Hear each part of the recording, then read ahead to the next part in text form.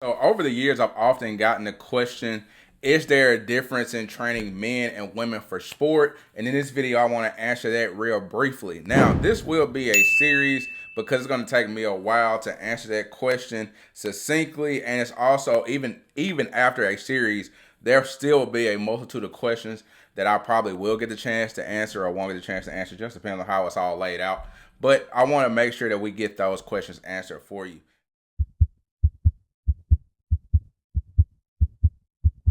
And so, before we jumping right in, is there a difference in training men and women for sport? Yes, there is.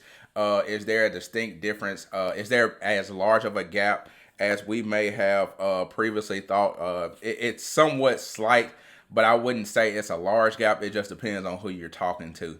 Um, the first thing I want to say is whenever we're training men in sports or male athletes in sport, uh, we want to think about the whole lifespan of the athlete. So from birth all the way up until the end of life, we want to think about that retrospect. And so for athletics, usually what you're looking at as far as population wise, you're looking at guys who are from age five, we'll say five, first time you playing any sport, t-ball, things like that.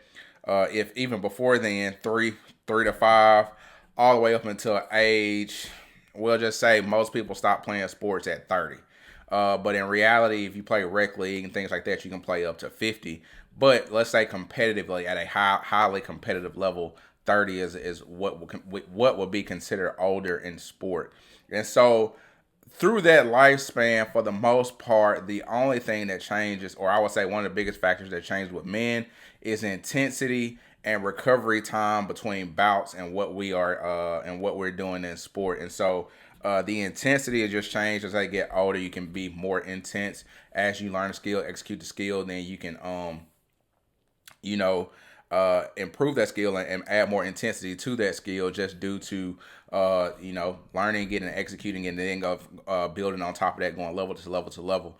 And so, that's the biggest thing with males is just the intensity and then recovery. As you get older, honestly, it takes more time to recover.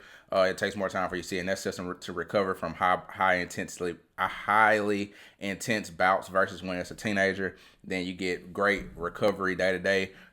In most cases, regardless of what you do and how you treat your body and how your diet is, then you're able to go day to day pretty quickly, navigating that scene. And so that's the first thing that I want to talk about as far as like male athletics.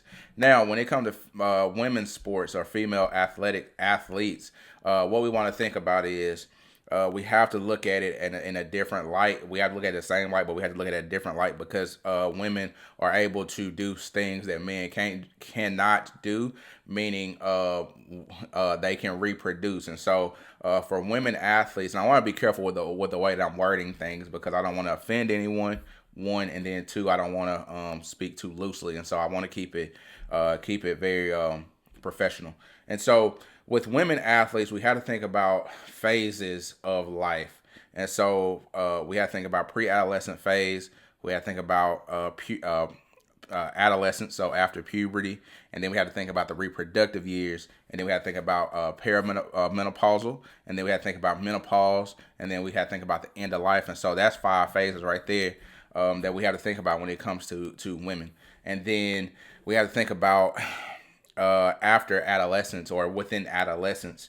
We have to think about the series of days before a woman begins her cycle. And so we have roughly 28 days to learn how to and how this affects intensity that we can train, how effective training will become, recovery in between training bouts, and then just really like from a psychological standpoint what they feel, a social standpoint what they feel, and hormonally what's happening. And so we have to take all these things into account when we're training and physical changes as well when we're training female athletes in the adolescence phase. And so I want to stay there for today, the pre-adolescence and the adolescent phase, and be very brief and short in this introductory, kind of like an introductory video, but in this video about what I'm talking about. And so when we have women and men, the first before puberty progress, really mirror each other in progression the first 8 to 10 years of life. Now, once we get to our puberty phases, men obviously are able to produce more power. They are able to have faster twitch, more fast twitch muscle fibers, and they're able to work out more intensely and in recovery from those. And recover from those bouts at a more frequent level than our female counterpart. And so women do have advantages when it comes to more endurance based things. So women have more type or slow twitch muscle fibers, a higher fat deposit that helps them later in life.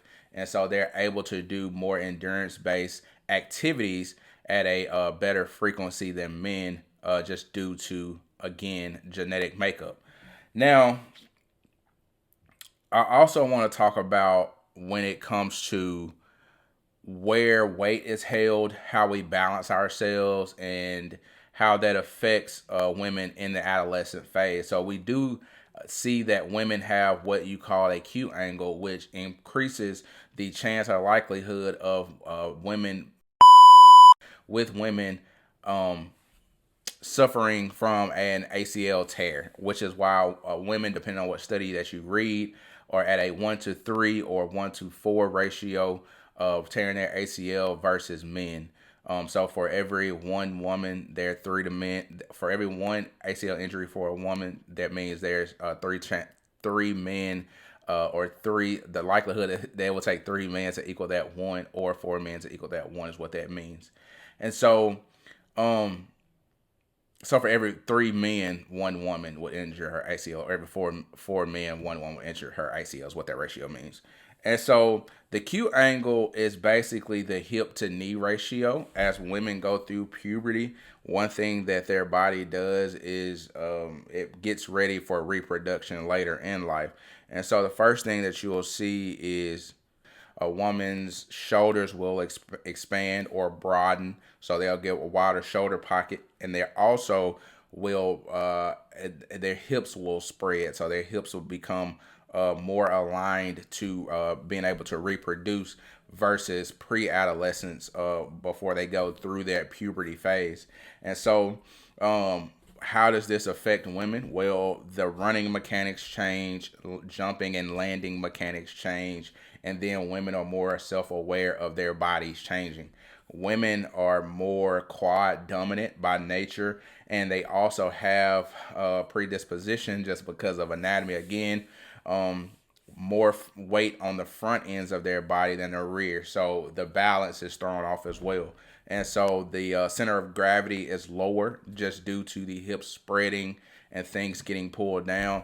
The center of gravity is lower, and so these things all affect women, as far as not only physically, but psychologically, as well, as they become more aware of their body and what they can and cannot do. This also this also has an effect on comfort level with doing things such as running, such as jumping and cutting and things of that nature. We'd see a 40% dropout rate of women at the age of 13, 14 years old. I don't have that those studies stats pulled up in front of me, but it's I do remember a 40% dropout rate of women dropping out of sport at age 13 or 14, just due to these changes and being comfortable in their own skin versus other women. And so we in sports performance training, return to play, things of that nature, what we want to do is address those issues. So whenever the young lady is going from being a younger lady to going through puberty, well, we want to be there, or we want to make sure that we're there to, one, learn how to structure a program, two, learn how to execute that program, three, learn again how to run, jump, cut with a chance of decreasing our injury. I hate to say injury prevention, just because I think, one, it's an overused term, and two, it's almost practically impossible to delete or decrease all injuries. We can reduce the chance of soft tissue injuries, but we don't. It's not preventative care. So prevent means, like, to me, it's the definition doesn't match what we're saying and what we're actually doing. And so we're able to reduce those chances of soft tissue injuries, freak injuries such as broken bones, things like that. That's a whole different story. That's more hormonal and things like that. But and then sometimes just a freak accident. But those things are beyond our control. And so like the freak accidents are beyond our control. Now hormonally, it's a little different. And I do want to bring people on to talk about the hormones as well. And how those affect our female athletes versus our male athletes. And so we also had to be very aware, like I said, leading into that conversation with hormones, what time of the month that we're in, and then how does that affect the athlete training. And so it's not a matter of trying to single out athletes in a different realm, but we do need to talk about the reality of, what's different and how we approach it versus just approaching everything from a very vanilla standpoint of just masking everything. And so that's what I want to do for this first video. We do want to do a series on this, and so I will be making more videos talking about female athletes in training. I would love to train more women's sport athletes. I know it's still kind of taboo. So I appreciate each and every one of you that have taken the time to listen to this video, watch this video, this introductory video, and I hope that you share it with someone and follow us in this journey as we get a little deeper into the conversation. If you like the content, don't forget to like, subscribe, and as always, be legendary.